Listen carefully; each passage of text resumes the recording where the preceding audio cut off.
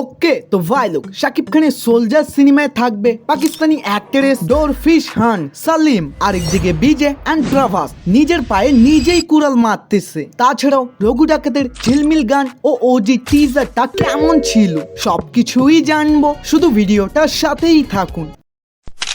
প্রথমেই কথা বলি শাকিব খানকে নিয়ে। ভাই এই বান্দা তো এই বছরই বরবাদ এন্ড তাণ্ডবের মতো হাইস্ট গ্রসিং ফিল্ম দিয়েছে, কিন্তু তারপরও এই বছরেরই ডিসেম্বর মাসে তার আরো একটা মুভি আসবে যেটার নাম হলো সোলজার। রিপোর্ট অনুযায়ী এই সিনেমার গল্প মেজর সিনহার রিয়েল স্টোরির উপরে তৈরি করা হচ্ছে, যা লিটারালি দেখতে খুবই ইন্টারেস্টিং হবে শাকিব খান এই চরিত্রটাকে কিভাবে প্লে করে। এন্ড এক্স্যাক্টলি এই সোলজার সিনেমারই হিরোইন হবে ডরফিশ খান সালিম। এই নিউজটা কিছুদিন আগে শুধু রিউমারই ছিল, বাট বর্তমান দেখতেছি অনেক বড় বড় নিউজ পোর্টাল এটাকে অলমোস্ট কনফার্ম বলতেছে। ওয়েল এটা হলেও হতে পারে, কারণ মেগাস্টার শাকিব খানেরই তুফান সিনেমাকে কিন্তু পাকিস্তানেও রিলিজ করা হয়েছিল। আই মিন ওখানেও তার একটা ভালো ফ্যান বেজ আছে, তাই এটা সত্যি হলেও হতে পারে।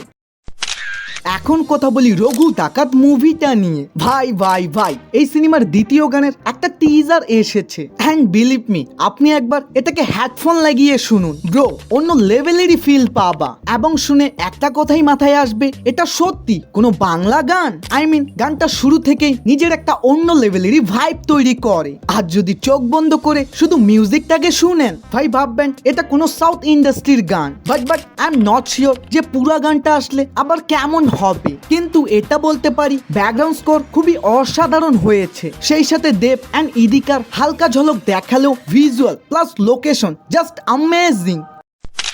এখন কথা বলি ওজি মুভিটা নিয়ে। ভাই পবন কল্যাণের হরিহরা বীর মল্লু মুভিটা তো ফুল স্ক্যাম ছিল, মানে পুরা মুভিটার কথা তো বাদই দিলাম। লাস্টে যখন একটু মনে হলো এইবার মজা আসবে হিরো ভিলেনের ভয়ঙ্কর ফাইট সিকোয়েন্স দেখে, একই এর মধ্যেই পার্ট 2।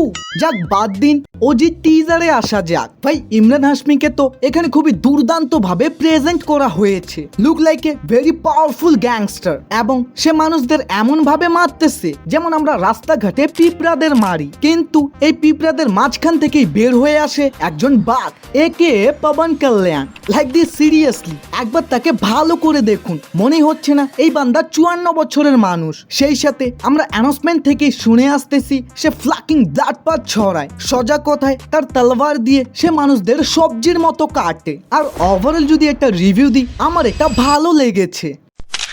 এখন কথা বলি দ্য রাজা সাপ মুভিটা নিয়ে। ভাই এই সিনেমাটার আসার কথা ছিল 10ই এপ্রিলে, তারপর পিছিয়ে যায় 5ই ডিসেম্বরে। তো এখন শোনা যাচ্ছে এটা নাকি 2026 সালের জানুয়ারি মাসে আসবে, যেই সেম ডেটেই আবার আগে থেকেই বসে আছে জননায়কন, যেটা নিয়ে বলা হয় বিজয় স্যারের লাস্ট মুভি। মানে ভাই এতদিন ধরে যে আমরা দেখে আসতেছি বলিউড ভার্সেস সাউথের ভয়ঙ্কর লড়াই, বাট এবার হবে সাউথ ভার্সেস সাউথেরই লড়াই। ওয়েট তার মানে এটা মনে করিয়েন না যে এর মধ্যে কোনো একটা মুভি ফ্লপ হবে, বিকজ দুইটাই ডিফারেন্ট জনারের মুভি। ফর এক্সাম্পল রাজা সাপ পিওর হরর কমেডি ফিল্ম, অন্যদিকে জননায়কন পলিটিক্স এন্ড ড্রামা নিয়ে। তার থেকেও বড় বিষয় হলো দুইটাই ডিফারেন্ট ল্যাঙ্গুয়েজের, মানে যেখানে তেলুগু মার্কেটে প্রভাসের এই সিনেমা কাঁপিয়ে দিবে, তো ওখানে বিজয় সিনেমা কলিউডে সুনামি নিয়ে আসবে। তাই এটা বলা খুবই মুশকিল যে কে এই লড়াইয়ে বিজয় হবে। ওয়েল আরো ভালো লাগতো যদি তুমি চ্যানেলটাকে সাবস্ক্রাইব করে রাখতা। কি করে ফেলেছো? ধন্যবাদ। আর যারা করনি এখনই করে ফেল ভাই। বাই।